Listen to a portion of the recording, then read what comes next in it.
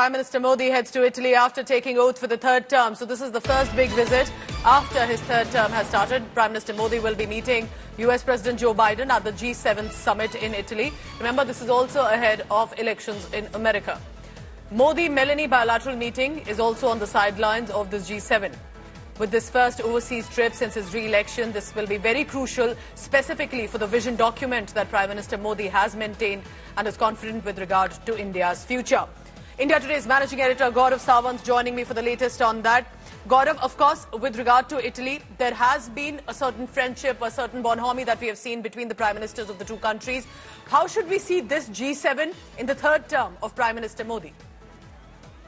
So foreign policy has been India's one of the strongest points of the Narendra Modi government, and after his re-election, do keep in mind that he is also now seen as one of the tallest democratically elected leaders in the world, having been elected 3 times in a row.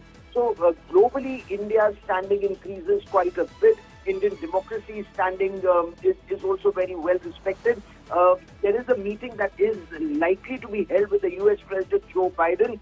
Prime Minister Narendra Modi leaves for Italy for the G7 advanced countries meeting. So US National Security Advisor Jake Sullivan, he at a press briefing said that the two leaders will have an opportunity to meet one another in Italy. Biden expects to meet Prime Minister Narendra Modi here. It's up to the Indians to formally confirm the attendance, but our expectation is that the two of them will have an opportunity to encounter one another.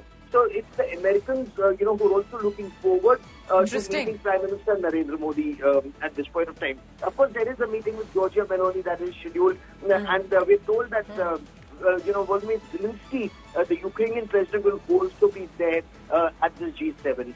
Very interesting, Gaurav. Thank you for this perspective. And also remember that India is not just any country in G7 anymore. It's one of the big Asian powers and a leader that the world, even America, is looking at.